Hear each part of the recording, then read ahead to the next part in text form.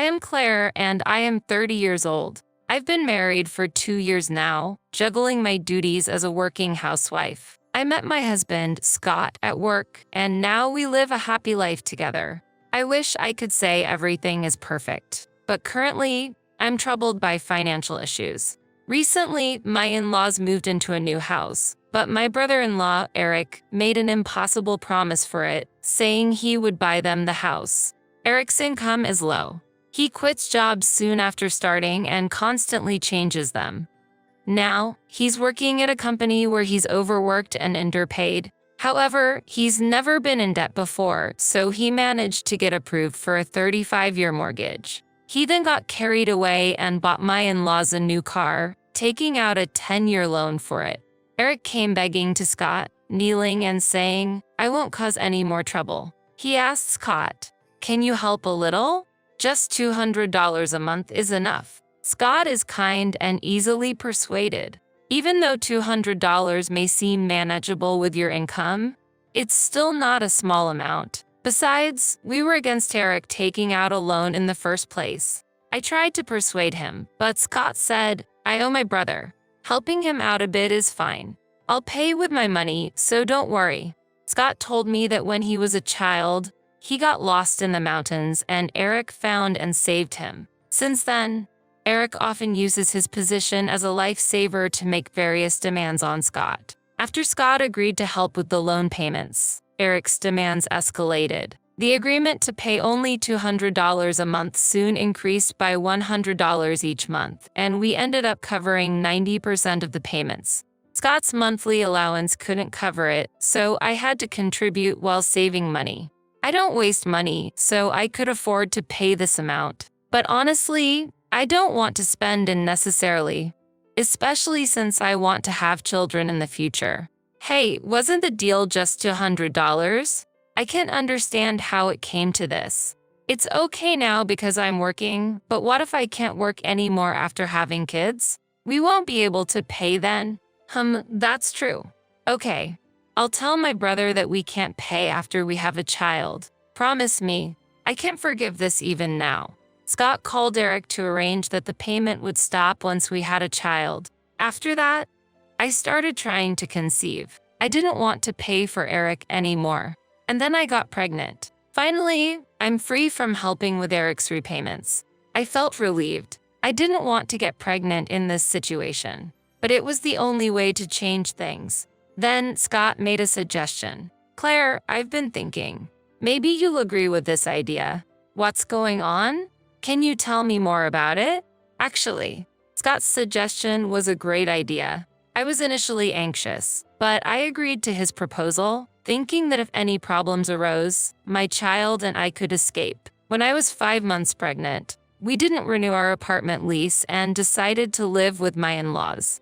My in-laws were delighted, and I commuted from their house until I finally went on maternity leave. It's good to be dedicated to work, but don't push yourself too hard for the sake of the child. I couldn't fully accept my mother-in-law's concern. We're paying part of the mortgage, so it'll be tough without income. My mother-in-law smiled at my response. To be honest, I thought it was unfair to ask Eric to pay the mortgage. It's reassuring to know you two are helping. Her words made me slightly suspicious. It seemed like she didn't want Eric to pay, but it was fine if we did. I tried to forget her words, thinking it might be a misunderstanding. After that, I built a good relationship with my mother-in-law. There were no typical mother-in-law issues, and my father-in-law was a gentle person. I was initially worried, but then I was glad we lived together. I had no idea then that I would see an unpleasant side of my in-laws. Eventually, I gave birth. I planned to take a year off for childcare, thinking that I wouldn't have to pay 90% of the mortgage anymore lightened my spirits. But Scott showed me a message with a worried look. It was a one-sided message from Eric. "Sorry, I couldn't stick to the job again. I'm working part-time at an inn in the countryside. I'll pay 20% of the mortgage as usual, so please transfer the rest to my account as before. Please." Scott sent several messages, but Eric ignored them and didn't even read them. When Scott tried calling, Eric had blocked his number. "What are we going to do? We need to raise our daughter, right?" Let's ask your parents to pay part of the mortgage. We can't afford it with just your salary.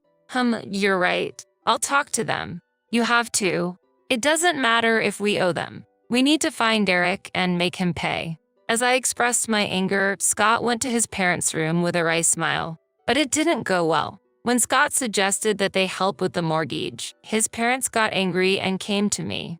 Scott stood behind them, looking awkward. You said you wanted to support Eric and agreed to pay part of the mortgage. Keep your promise. I retorted angrily to my father-in-law's words. Just to let you know, we never wanted to make these loan payments in the first place. It was Eric who forced this situation on us. It's because he irresponsibly took out a loan that we've had to rely on Scott. At these words, my mother-in-law began to defend Eric. How can you be so cold-hearted? They're brothers, after all. Shouldn't it be fine if they share the financial burden? Can't you be a little more filial? It was you who made Scott ask us for money, wasn't it? Kind-hearted Scott would never say such a thing. It's true that I said I didn't want to make any more payments. But Eric initially said that contributing $200 would be enough, and that was only supposed to be until our child was born. But that agreement was broken, so shouldn't you help out? We never said we wouldn't pay anything. Well, how cheeky. I don't mind being cheeky. If Scott and Eric were sharing the burden equally, I could understand. But we are paying 90% of it. It's us who are suffering because Eric suddenly said he would handle the loan. Even after I said all this, my in-laws didn't seem to understand. Don't be so arrogant over such a small amount of money. As a daughter-in-law, you should just obediently follow what Scott and we say. At that moment, Scott, who was always gentle and calm, changed his expression. I felt a chill down my spine. The saying, the gentler the person, the scarier they are when angry, came to mind. Scott, still smiling, began to speak. All right, I understand. Then, we will leave this house. The reason we moved in was that I was worried about leaving Claire alone after she gave birth. Claire's parents had always said we could live with them, so we'll move out once we're ready.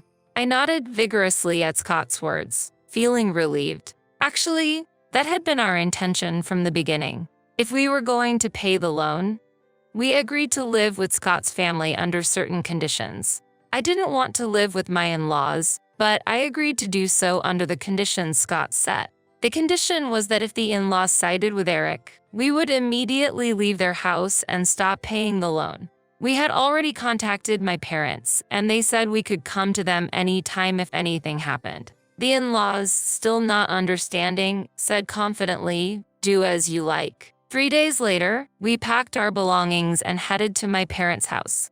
Actually, both our workplaces were closer to my parents' house, so it was more convenient. When we arrived, my parents warmly welcomed us, and my favorite dishes were prepared. My daughter also received a lot of love, and although Scott was initially nervous and careful, he began to bond with my father, drinking and laughing together every night. About a month later, my in-laws and Eric stormed into my parents' house. Apparently, Eric had gone back to his parents' house, complaining about Scott not transferring the money. And then the three of them came to demand payment for the loan. We dealt with them without letting them inside. Why didn't you transfer the money? They said they couldn't make the withdrawal. If there's a shortfall, you should pay it yourself. Is that how you treat your benefactor? So arrogant. Benefactor, huh? How long do I have to be grateful? If anything, I feel like I've helped my brother out more times than I can count. What did you say? You're alive today thanks to me. Have you forgotten that day? Eric raised his voice in anger, trying to overpower Scott. Perhaps he thought that gentle Scott would comply if he yelled. I couldn't stand it anymore, and before Scott could say anything, I shouted back at Eric. Enough is enough. Can you stop threatening us with the past? We've repaid our debt to you. More importantly, why did you sign up for the house and car loans for your parents all by yourself? It was to repay my parents for all they've done. That's a lie. There were other ways, like a parent-child relay loan. I know you told Scott that your annual income isn't even $30,000 and you weren't sure if you'd pass the loan review. My words left my in-laws with shocked expressions. Eric, what do you mean your income isn't $30,000? Was it a lie when you said you had changed jobs and were earning over $80,000 and we could rest easy? Hey, Eric, answer properly. As my mother-in-law pressed him, Eric paled and started sweating. That's not true. Where did you hear such a thing? Maybe Scott. Did you use the speaker phone? Maybe it was a misunderstanding. He tried to escape with an explanation, but it was too late. Scott played a voice recording from his smartphone of his conversation with Eric. I exaggerated about earning $80,000 when I didn't even make $30,000. I was hoping the loan review wouldn't go through, but it did. I can afford the loan payments. Can you help me? You owe me for saving your life, right? Scott stopped the recording and looked coldly at Eric. Gone was the usual gentle Scott. I'm the type who's curious about things. I record all my calls.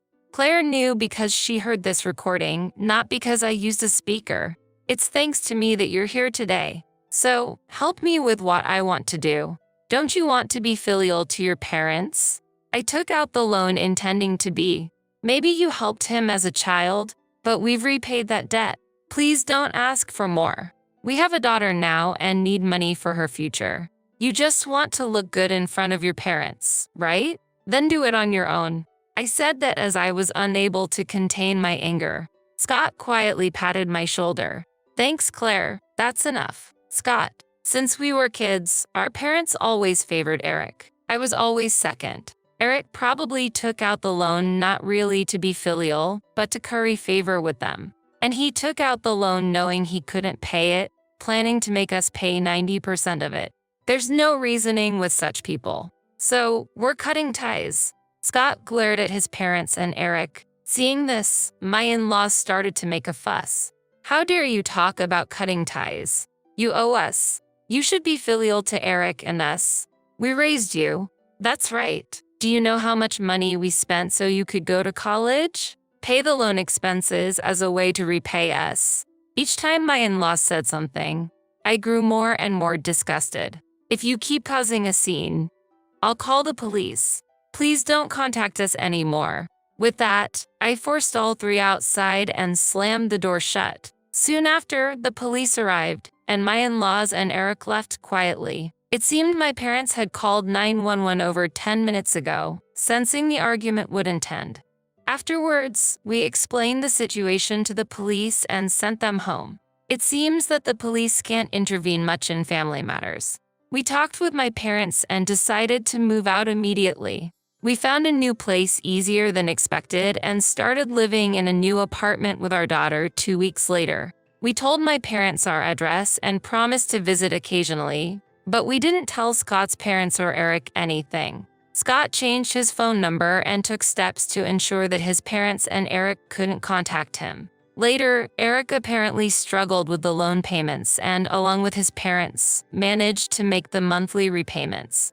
Scott's father had already retired, and his mother had long been a housewife, enjoying a pensioner's life. However, due to the loan repayments, both had to start part-time jobs, leading to a tough life given their declining health. Eric returned to his parents' house and found a new job. He earned a minimal income, which angered his parents. A friend living near Scott's family told us that they're barely getting by, looking constantly downhearted. We are enjoying a comfortable life in our new apartment, just the three of us. Scott recently got a promotion, resulting in a slight salary increase. Sometimes, I thought you might always be under Eric's thumb. Remembering Eric suddenly, I asked Scott about it.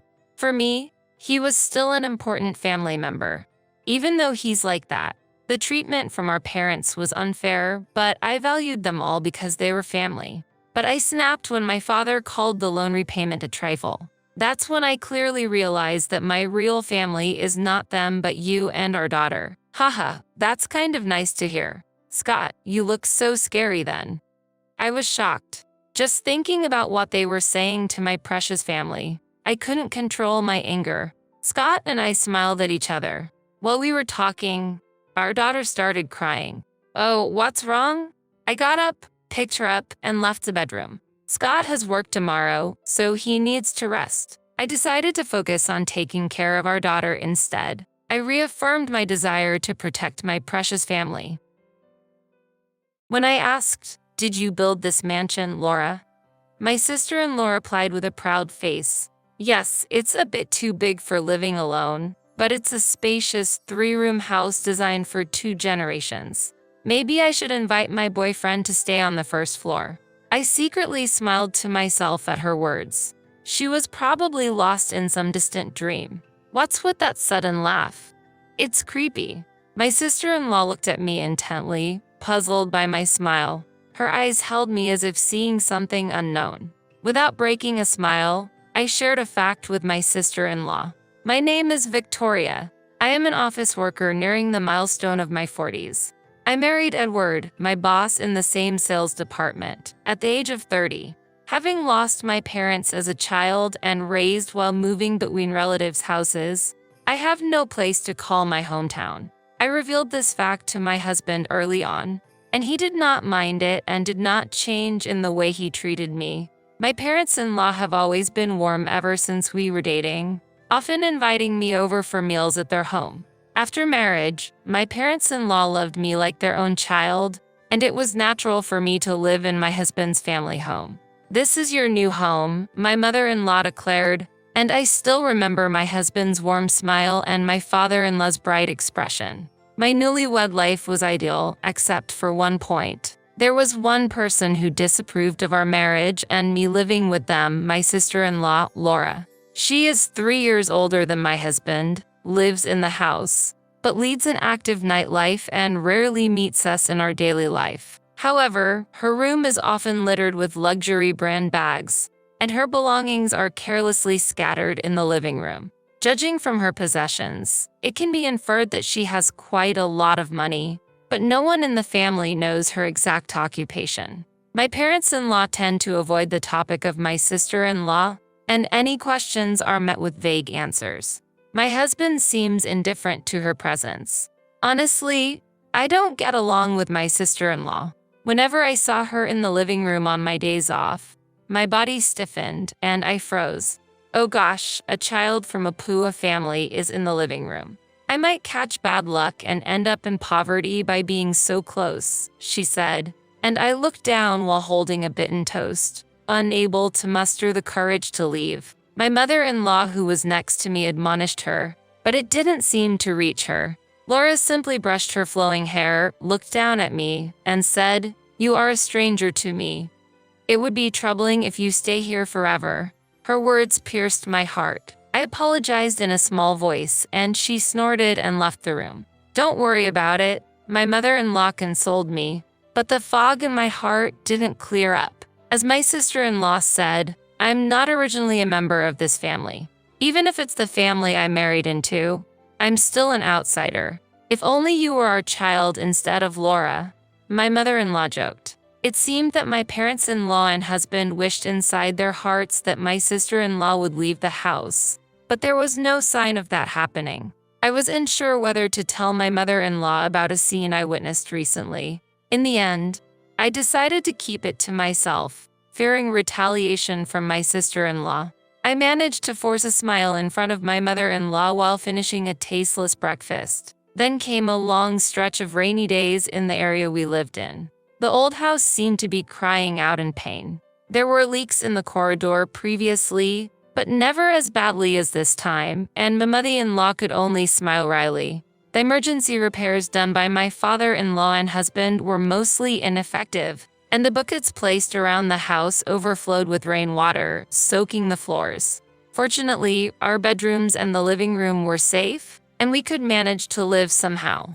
However, the problem was Laura's room. She hadn't been home for several days and would surely be surprised to see the state of her room. My mother-in-law and I had moved out her precious branded bags and watches from the room, but the room itself was as wet as if it had been exposed to the rain outside. It was impossible to even set foot in the room, let alone sleep in it.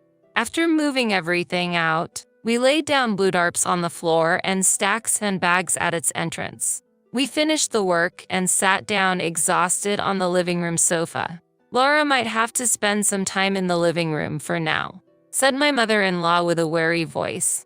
As I nodded unconsciously, I noticed the door being opened forcefully. Turning around, there was Laura standing at the entrance, looking at us with an angry expression. Apparently having seen the disastrous state her room was in, with her hair and coat wet. "My room is unusable," she said in a low voice, barely containing her anger. My mother-in-law hesitated for a moment but then looked at her intently, regaining her composure. "You can't live in that room until the repairs are done, can you? So, use the living room on the first floor, or maybe this is an opportunity for you to become independent." "What? Why should I have to leave?" "The one who should leave is that poor person," she shouted while pointing at me.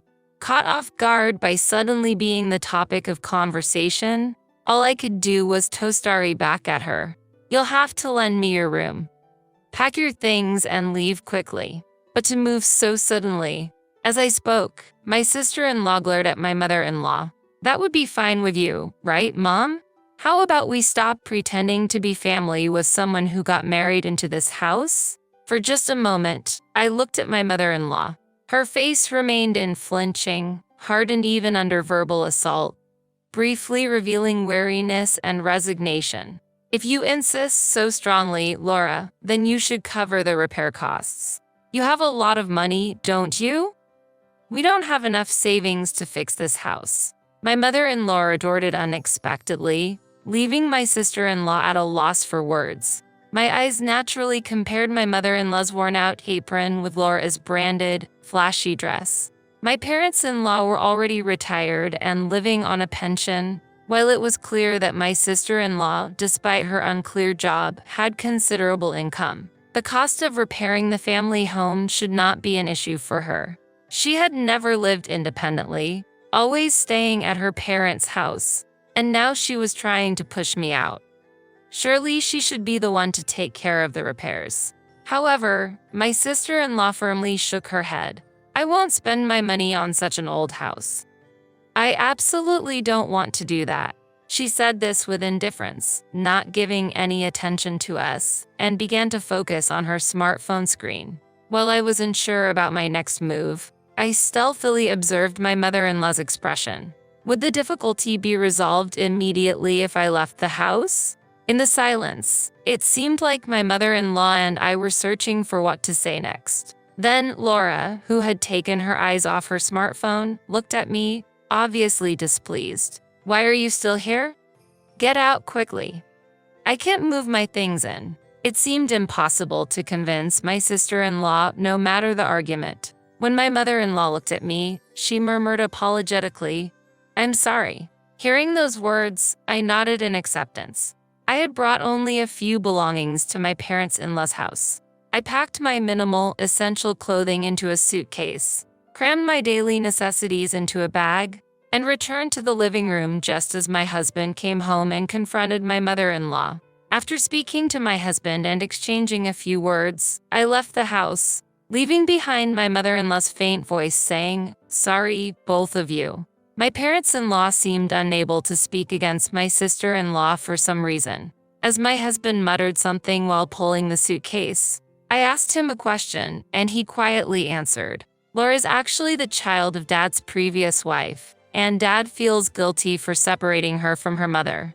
Mom can't say anything because Laura is her stepdaughter. Nevertheless, it seems both of them are overly fearful of her." My husband's murmurings dissolved into the slowly darkening sky. I felt a snag in my heart, yet I could find no words to reply. Now, more than ever, I must consider our own living situation rather than that of my in-laws. We need to visit a real estate agent soon to find a new place to live. Desperately suppressing my sinking heart, I started discussing dinner plans with my husband in a bright tone. After spending a few days in a hotel following our departure from my in-laws' house, we were fortunate to find an apartment conveniently located between our workplaces and not far from my in-laws' house, allowing us to start a new life without the need for a major move. Half a year had passed since we left my in-laws' house. As planned, we left the apartment on our day off and headed to a specific location. In just a short 15-minute walk, a gleaming new house came into view. A few cars were neatly parked in the spacious driveway, and it seemed a barbecue was being held in the garden. which was partially visible from the street. Stepping onto the property unexpectedly, I spotted the person of interest at the center of the laughter and conversation. She noticed me and looked surprised. "Oh, it's you, Victoria," my sister-in-law said as she informed her friends of something, and then made her way through the crowd toward me. She was still dressed in flashy jewelry and an expensive dress, exuding the air of affluence. Standing before me, her demeanor shifted from the bright expression she had given her friends to a cold gaze as she looked down at me. "I don't remember inviting any poor people." "What? Did you come to search the garbage?" "No, I didn't come here with that intention." "Humph, it seems you can't become a proper adult without parents." I didn't respond to my sister-in-law but looked around instead, noticing her friends and acquaintances gathered in her new home, celebrating the housewarming. Although I hadn't received a formal invitation, my husband had learned about the party through her social media account and had informed me. After surveying the surroundings with a calm demeanor, I looked back at my sister-in-law. "Did you build this mansion, Laura?" I asked, to which she proudly replied, "Yes, it's a bit too big for just myself, but it's a spacious 3-room house for 2 generations. Maybe I should invite my boyfriend to live on the first floor." I secretly smiled to myself at her words. She was probably indulging in some distant dream. "What's wrong?" "Don't start laughing suddenly. It's creepy." My sister-in-law stared at me, puzzled by my smile. Her eyes held me as if looking at something unknown. Without breaking a smile, I revealed a fact to her. "Actually, this house is mine." My sister-in-law stopped in her tracks. "You must be mistaken," she said, tilting her head. I confidently reiterated that the house was indeed mine. Her complexion changed abruptly, turning red. "What nonsense are you talking about? Stop joking." As expected, my sister-in-law attempted to argue back forcefully. Her loud voice caused some of the surrounding people to turn and look our way. My sister-in-law watched my next move with a somewhat embarrassed shrug of her shoulders. I took a document from my bag and presented it in front of her. "Is this a deed?"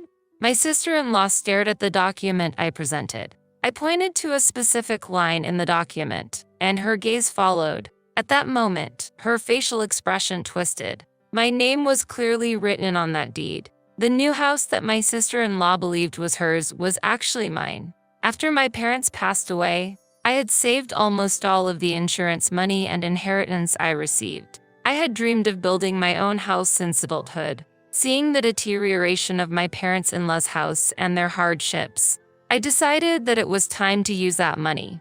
And I was determined that this house must not be taken by my sister-in-law. In fact, I financed and built this residence.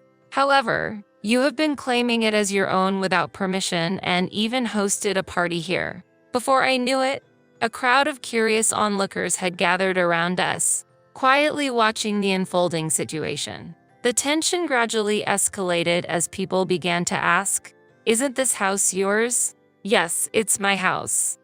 After all, the deed and the keys were in the house, my sister-in-law asserted strongly. "That was meant to be given to your parents since we were planning to live together. Did you take the keys without permission?" As I continued speaking, I regretted my carelessness for not having given the keys to my parents-in-law beforehand. I wondered why my sister-in-law did not realize that I was the one who had built the house, even though she must have seen the deed. Perhaps she had been indulging in the ideal fantasy of living there only with her parents. "Have you been receiving money and valuables from your parents in this way until now?" I asked sharply.